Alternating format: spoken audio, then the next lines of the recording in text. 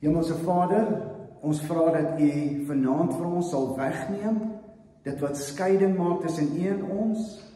Here, U weet dat die Satan vir ons sal probeer lastigval, ons sal probeer weerhou daarvan om te verstaan, om oorgawe te maak.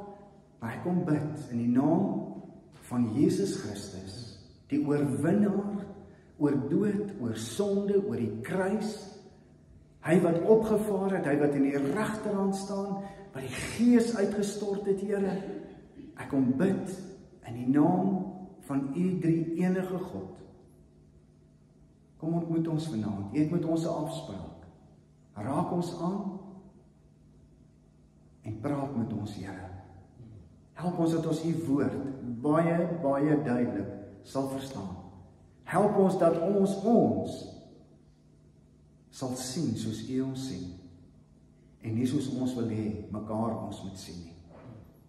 Dankie vir hierdie geleentheid. Dankie vir U woord.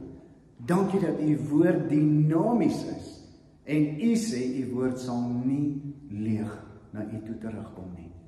En ons hou vas aan hierdie belofte. Bind ons vanaand saam in hierdie span wat U gekies het. Kom vul ons, Here, radikaal met U teenwoordigheid. Kom bepaal ons optrede. Kom bepaal ons denke. Kom bepaal ons gemeente. Here, met die opdrag dat U vir ons sê gaan en gaan vertel en gaan maak disippels en gaan leef in 'n korrupte en 'n ontaarde wêreld, gaan leef met entoesiasme in Jesus se naam. Amen. Goed, ons gaan eers lees Efesiërs 2 vanaf vers 1 tot 10. Julle was dood as gevolg van julle oortredings en sondes, wat voorheen julle lewenswyse gekenmerk het. Julle was dood. Julle het gelewe soos heidene, julle het gelewe soos hierdie sondige wêreld, en julle laat lei deur die vors van die onsigbare magte, die gees wat daar nou in die werk is, en die mense wat aan God ongehoorsaam is. So het ons trouwens vroeër ook almal gelewe. Ons is deur ons sondige begeertes oorheers en het gedoen net waartoe ons liste ons gelei het en wat in ons gedagtes opgekom het. Vanweë ons sondige natuur sou ons net soos ander mense deur God gestraf moes word. Hoor nou vers 4. Maar God is ryk in barmhartigheid en het ons innig lief. Deur sy groot liefde het hy ons wat dood was as gevolg van ons oortredings, saam met Christus lewend gemaak. Uit genade is julle gered. Ja, in Christus Jesus het hy ons saam met hom opgewek uit die dood en ons saam met hom 'n plek in die hemel gegee, sodat God ook in die tye wat kom sou laat sien hoe geweldig groot sy genade is deur die goedheid wat hy in Christus Jesus aan ons bewys het. Julle is inderdaad uit genade gered, deur geloof. Hierdie redding kom nie uit julleself nie. Dit is 'n gawe van God. Dit kom nie deur julle eie verdienste nie en daarom het niemand enige rede om op homself trots te wees nie. Nee, God het ons gemaak wat ons nou is. In Christus Jesus het hy ons geskep om ons lewe te wy aan die goeie dade waarvoor hy ons bestem het. En dan hoofstuk 4, vers 17 tot 24. Die ou en die nuwe lewe, in die naam van die Here doen ek 'n ernstige beroep op julle. Moenie langer leef soos heidene nie. Hulle gedagtes lei tot niks.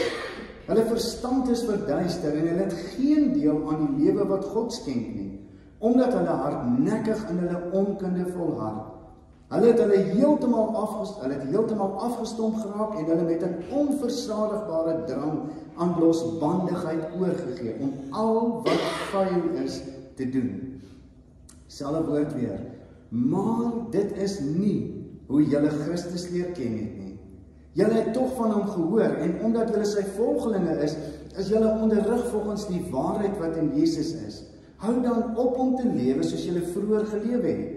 Breek met die ou sondige mens in julle wat deur sondige begeertes verteer word. Julle gees en gedagtes moet nuut word. Lewe as nuwe mense wat as die beeld van God geskep is. Lewe volkome volgens die wil van God en wees heilig.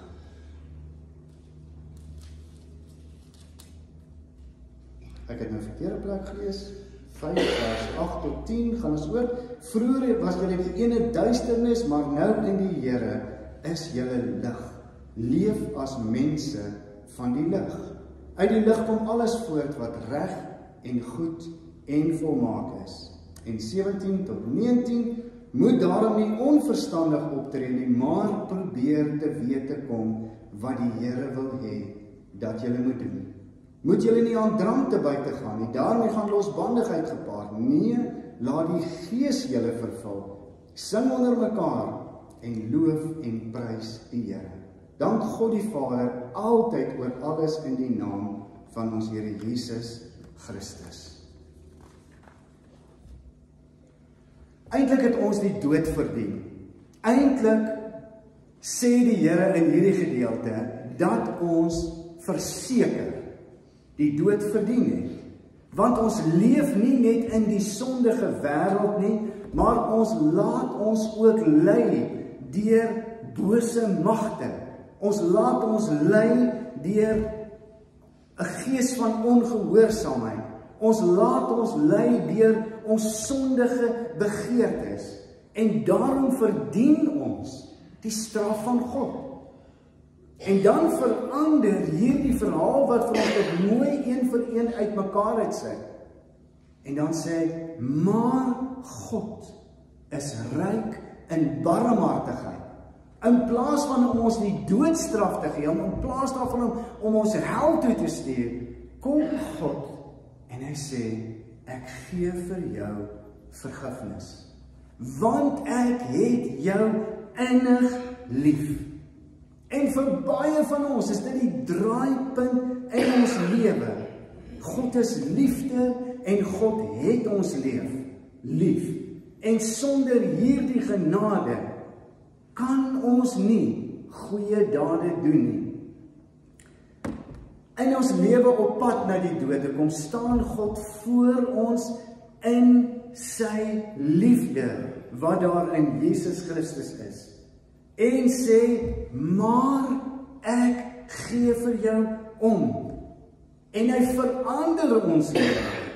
Wat eens op 'n tyd aan onsself behoort het, verander hy in 'n lewe van dankbaarheid. 'n Lewe wat oorloop om te sê, Here, ek wil U prys, ek wil U naam groot maak, ek wil nie ophou om van U goedheid te vertel nie. Vers 11 tot 18 sê, ons was soos die heidene, ons was eintlik heidene gewees, onbesnedenis, nie deel van God nie, sonder Christus gewees, ver van God af, sonder die verbond, sonder beloftes, sonder hoop, sonder God. Maar in Christus is ons een met God, het ons naby God gekom, het die vyandskap in vriendskap verander. En hy sê, in Jesus is daar een nuwe mensheid geskep, waarin mense vrye toegang tot die Vader het. Elke kind van God wat vrygemaak is deur Jesus Christus, het vrye toegang tot die Vader, kan met die Vader self praat, kan met die Seun praat, kan met die Heilige Gees praat. Ons is medeburgers. Dis die wonderlikste. Een oomblik is ons heidene, nou is ons medeburgers. Ons is erfgename. Eers was ons in die duisternis, maar ons is in die lig. Lewe as mense van die lig.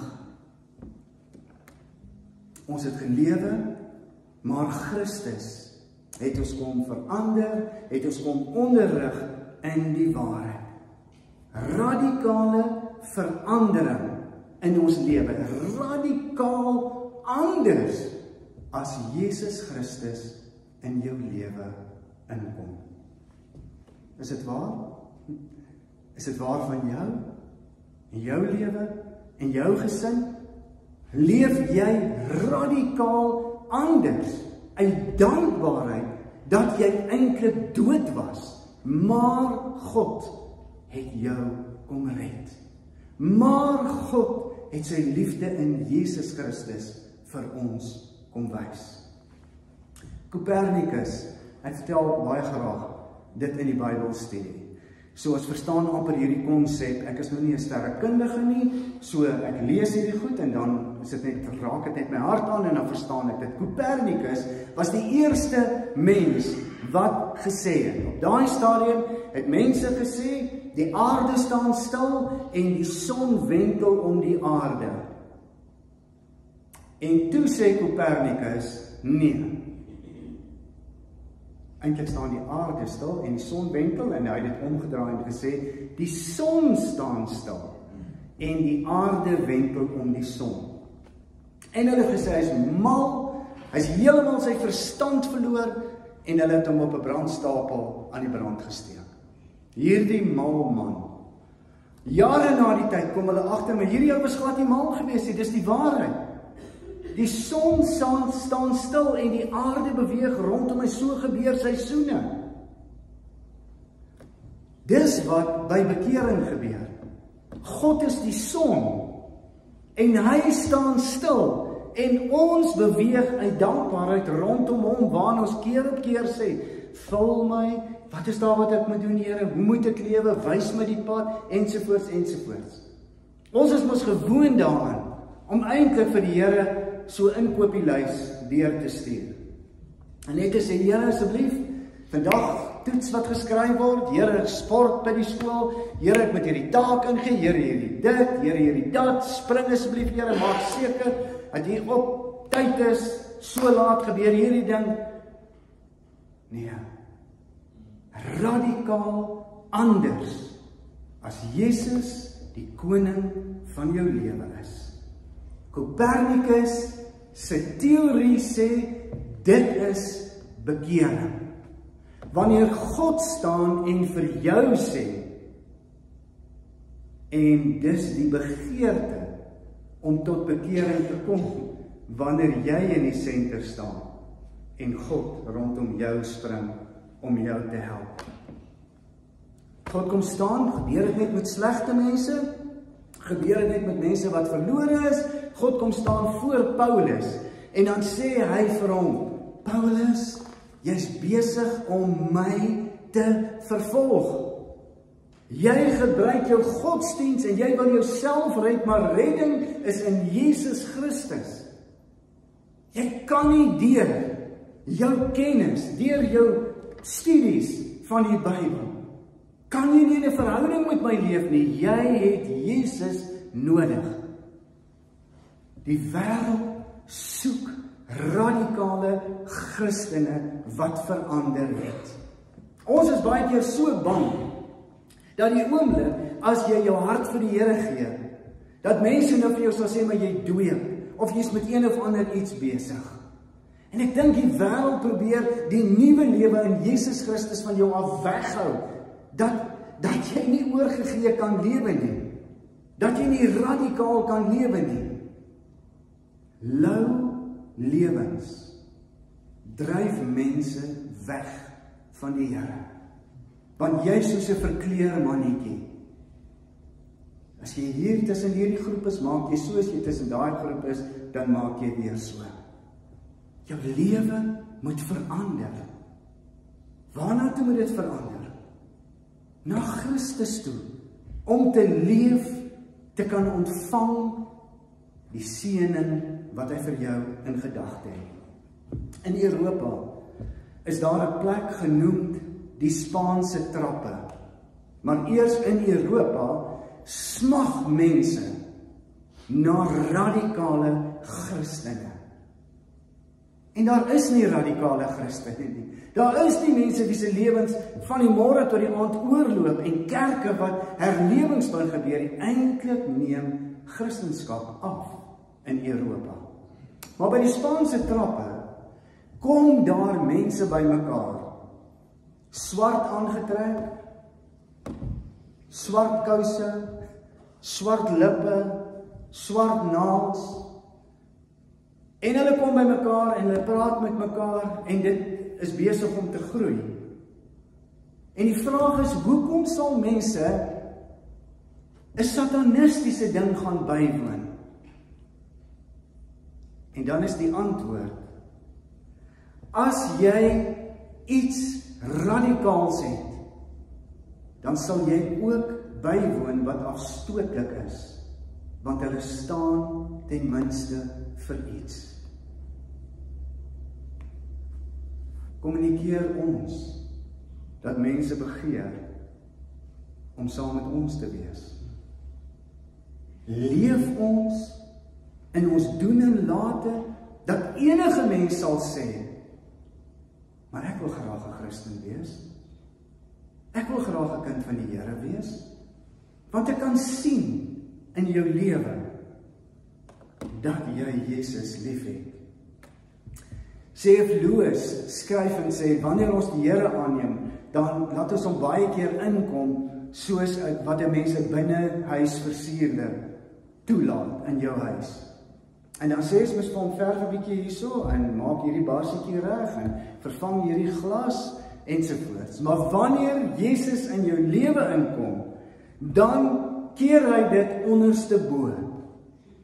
En hy breek 'n binnemuur uit en hy gooi 'n nuwe fondasie buitekant en hy bou 'n buitemuur en hy sit plafonne in en hy sit 'n nuwe dak op en word 'n doodgewone huis 'n paleis waarin hy woon. Radikaal anders as wat dit was. Uranus, hulle sê planete beweeg in 'n sirkel rondom mekaar. Maar Uranus beweeg eintlik in 'n ovaal sirkel. Ovaalvormige, noem jy dit sirkel nou? I don't know. 'n ovale. 'n ovale. Goed, beweeg ovaal. En dan besef hulle, maar iets moet swaartekrag uitoefen. En Neptunus oefen swaartekrag op Uranus uit en trek hom uit sy baan uit, dat hy ovaal beweeg en nie meer in die sirkel, soos wat dit vroeër moet wees nie. As Jesus in jou lewe inbeweeg, dan verander hy die koers van jou lewe. Dan verander hy hoe jy gelewe het. Miskien sit ons vanaand hier en ons maak hierdie som vir onsself. Ek het groot geword in die kerk. My ouers is daarom Christene. Ons woon daarin die meeste van die dienste by. Ons gedagtes en ons begeertes is daar nie so erg verkeerd nie. Maar as maar Jesus in jou lewe nie gebeur nie, as jy nie ergens kan sê, maar hy het in my lewe gekom op hierdie stadium het ek besef, hy was deel van my lewe, hier vanaf het ek hom gedien, of ek het hom glad nie gedien en geken nie, en hier te kom ontmoet. As dit in jou lewe nie gebeur nie, dan is iets groots verkeerd. Ons tema vanaand is onder die hand van die afrigter.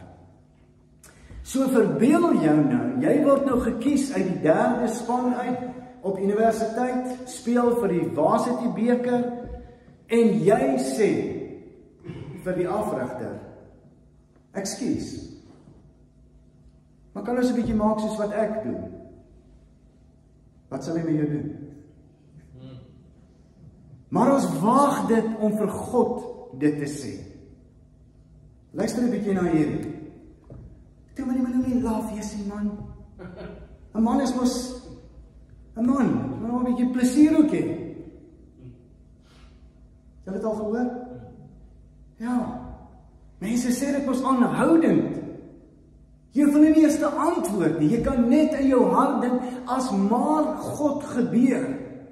Wat se plesiertjies wil jy hê? Dan het die rigting in jou lewe nie verander nie. En is die afrigter, jy's nie onder die hand van die afrigter nie. Ons sê mos baie keer, mense het my seer gemaak. Ek sal nie vergewe nie. As maar God gebeur in jou lewe, dan call jy nie die shots nie.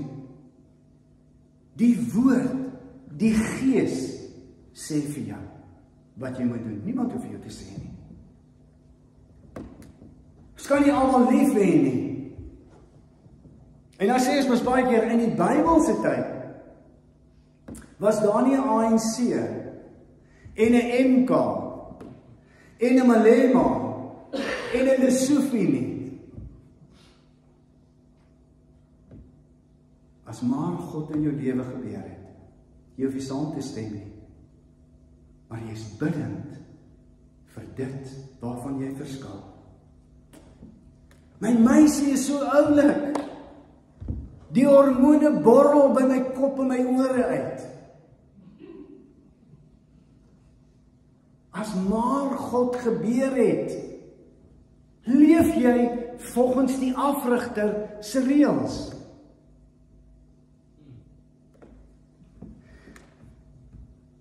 As ek 'n paar biere in het, kan ek my nie handhaaf nie. Julle geluister na die stuk wat ons gelees het? Dis net wat die woord sê. Onder die hand van die afrigter sê hy, wat doen ons? Hoe doen ons? Ek wil doen wat ek wil. Ons sê dit ons baie keer. 'n 5-jarige seentjie sê vir sy pa, "Don't spoil my fun, Dad." Stoute kind. Wat vir sy pa sê, "Don't spoil my fun."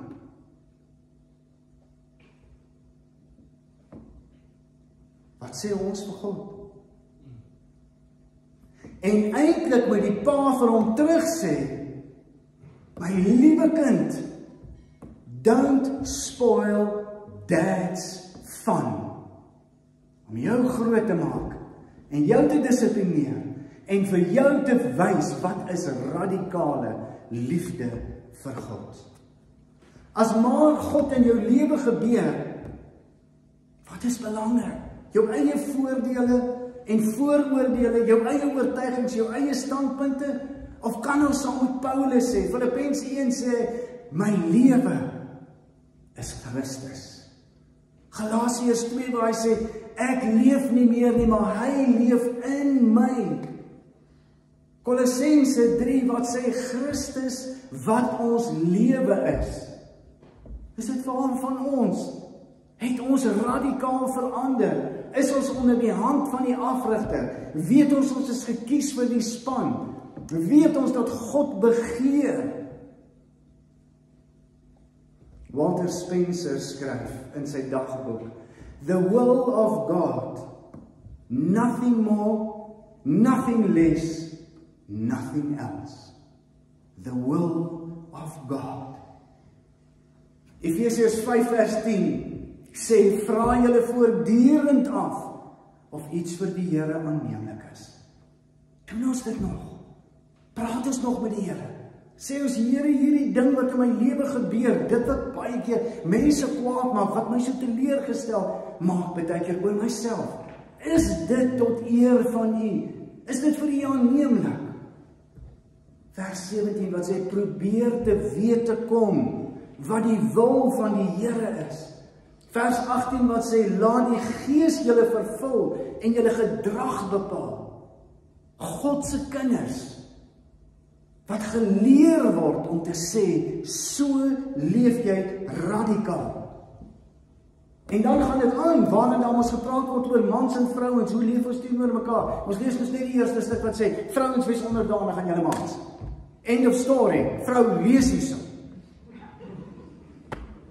Nee man, lees die stuk klaar, wat staan daar? Uit eerbied vir Christus, wees aan mekaar onderdanig. So dieselfde wat vir die vrou geld vir die man ook. En daar staan, manne, julle moet julle vroue lief hê. Lief hê. 2 goed vir die mans, 1 vir die vrou. Eienaars, Christen eienaars, hoe leef jy teenoor jou werkers? Werkers wat Christen is, hoe leef jy teenoor jou eienaar? Hoe leef jy? Wat doen jy? Bepaal Christus jou lewe. As ek vir die afrigter sou sê, kom ons maak soos wat ek wil, dink ek sou hy vir my gesê het, gaan terug en dan doen jy soos wat jy wil. Hier doen ons wat ek wil. Jy sien, die eerste ding wat gebeur wanneer iemand aan Jesus Christus behoort, die heel eerste ding wat gebeur is, sy gedagtes verander. Sy gedagtes verander. Romeine 12 skryf Paulus en sê, julle denke, moenie aan hierdie wêreld gelykvormig word nie, maar laat toe dat God julle denke verander.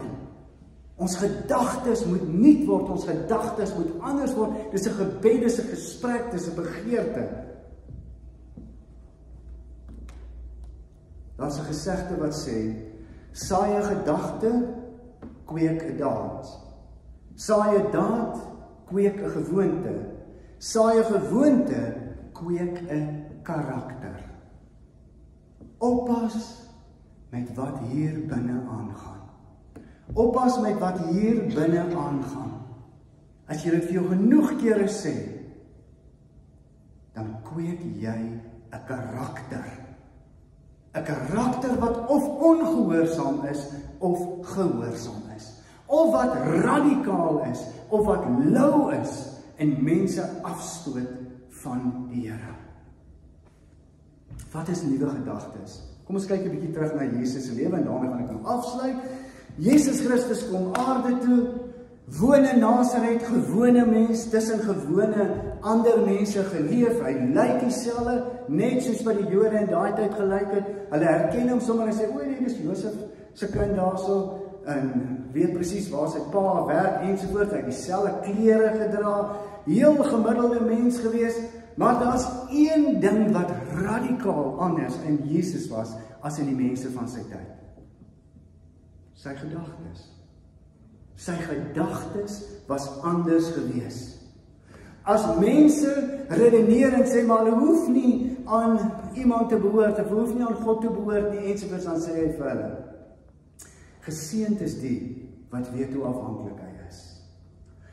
Wanneer mense manmoedig optree, en 'n manmoedige man stap moes met die arm so, kap hy die mense so, links en regs, manmoedig, dan sê hy, dat jy moet sagmoedig, geseënd is die sagmoediges, wat nie mense hoef seer te maak, om hulle standpunt te bereik, of om hulle punt te maak nie. Mense het gesê, in daardie tyd, ek sal my nie laat beledig nie, en ek sal my nie laat beskinder nie, en dan kom Jesus met ander gedagtes, en dan sê hy, geseënd is die, wat ter wille van my naam beledig en vervolg, en als wat sleg is, gesê word. Snaakse mens, hierdie Jesus. Wanneer die Fariseërs vas en bid, dan sê Jesus vir sy disippels, julle moet anders wees. Julle moet anders as hierdie Fariseërs wees. Wanneer mense die groet wat hulle lief het, dan sê Jesus, wees anders. Groet ook die wat jou nie groet nie. Jesus sê, jy moet jou vyande lief hê. Jesus sê vir sy vyande aan die kruis, Vader, vergeef hulle. Vir sy vyande, vir sy moordenaars sê hy, vergeef hulle. Jy sien, Jesus se gedagtes was radikaal anders. In die vroeë Christelike gemeentes wat ons lees in Handelinge, wat is die een ding wat uitstaan? Daar staan die mense het nie by mekaar gekom en te sê, ek hou nie van hierdie en ek hou nie van daai en ek maak nie so en ek maak nie so en ek. Mense het bymekaar gekom in eensgesindheid. Hulle gedagtes het verander. Mense het bymekaar gekom en nie gespog oor wat hulle het nie, maar hulle het mekaar se behoeftes aangevoel en hulle het voorsien in mekaar. Hulle het uitgedeel. Gewone mense wat se gedagtes verander het. Het ons die gesindheid in ons hart om Jesus hoër as onsself te plaas, te ag, te gehoorsaam. Ek lees dat Adrian Lincoln, wat die president was, in sy laaste verkiesingsveldtog het Stanton hom, ek sien hulle doen maar ook dieselfde nou nog, beswadder, hom sleg gesê en eintlik sy karakter aangetas en hom regtig beledig en 'n klomp leuns oor hom vertel. En toe hy sy kabinet moet saamstel, toe kies hy Stanton as een van sy 5 ministers. En iemand sê, "Omdat jy jou verstand verloor."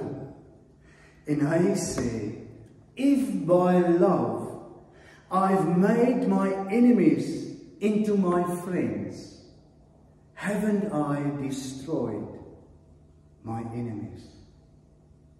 As ek my vyande deur liefde in my vriende kan verander, is dit nie ook wat Spreuke sê nie? As ons dit kan regkry, dan jy mos nie vyande nie. Nuwe gedagtes. In 'n konsentrasiekamp, en dis nou regtig die laaste ding wat ek sê, tweede laaste een, in 'n konsentrasiekamp, ek het net so gevang te besef, nee, is nog een. In 'n konsentrasiekamp kry hulle 'n dogtertjie wat van honger dood gegaan het. En in haar hand is 'n briefie. En in daardie briefie is 'n belydenis van wie sy is, en wat haar gedagtes en wat haar hart was. En sy skryf op die briefie, Here Jesus, wees met die wat goed doen. Here Jesus, wees nie net met die wat goed doen nie, ook met die wat kwaad doen. Met die wat hierdie kwaad aan ons gedoen het. En as hulle in die oordeelsdag voor U verskyn, laat die vrug van hulle dade vir hulle vergewe word. Laat dit hulle tot vergifnis gereken word. Hoor jy iets van Jesus se gedagtes? Hoor jy iets van Jesus se optrede? Is dit die gedagtes van ons vanaand, van jou, van my? Die Here ken ons hart, die Here kyk binne in ons in.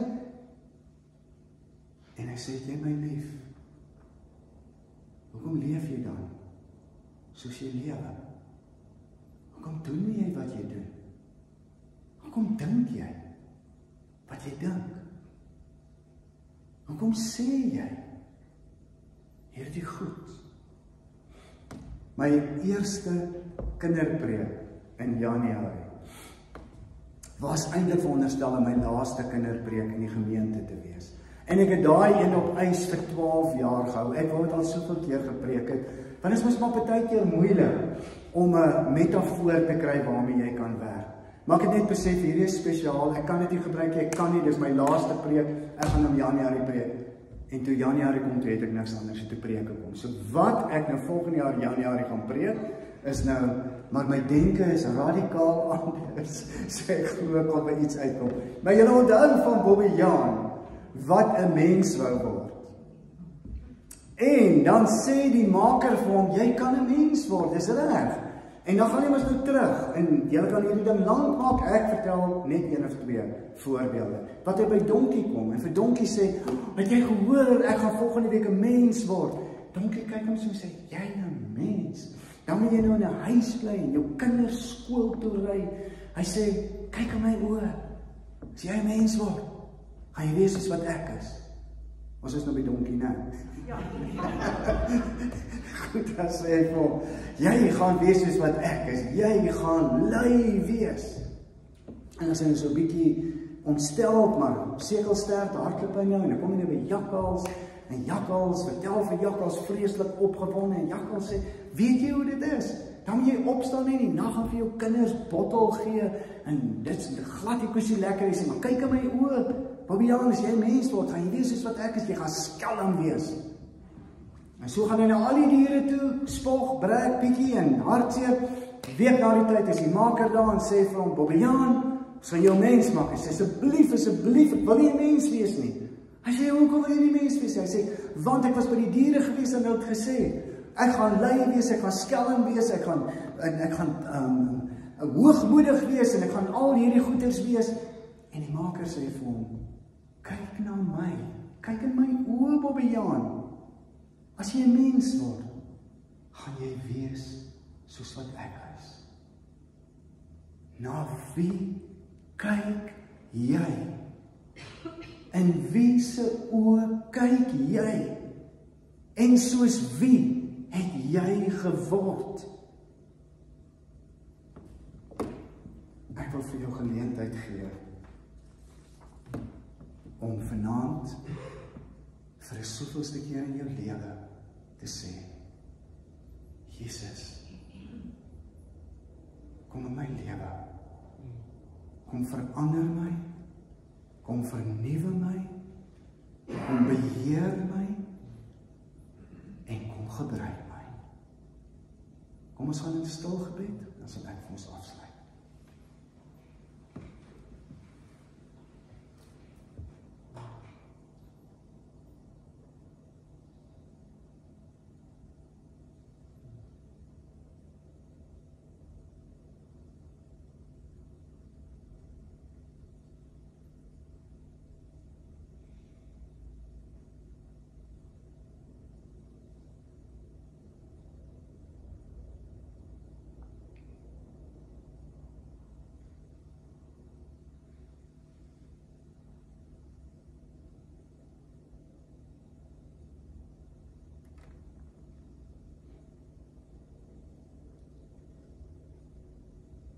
Hemelse Vader,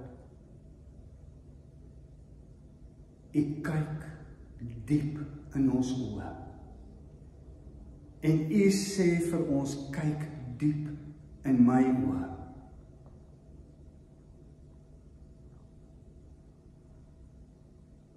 En U vra,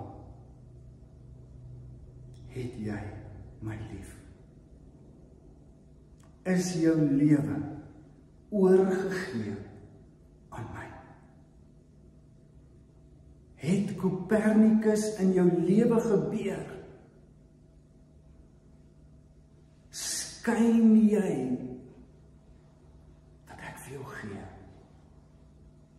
Here, en vanaand het U ons kom bedien met, ons was verlore, maar ons is gered. Ons was skuldig, maar U het ons vergewe. Ons was in die duisternis, maar ons leef in die lig. Ons was, en so sou ons kon aangaan. Ons het die keuse vanaand. Bewaar ons daarvan, dat ons hier sal uitstap, U nie geantwoord het nie. Vul ons met die Gees, met die vrug, met die vrede, met die gawes. Vul ons en help ons om radikaal anders te gaan lewe.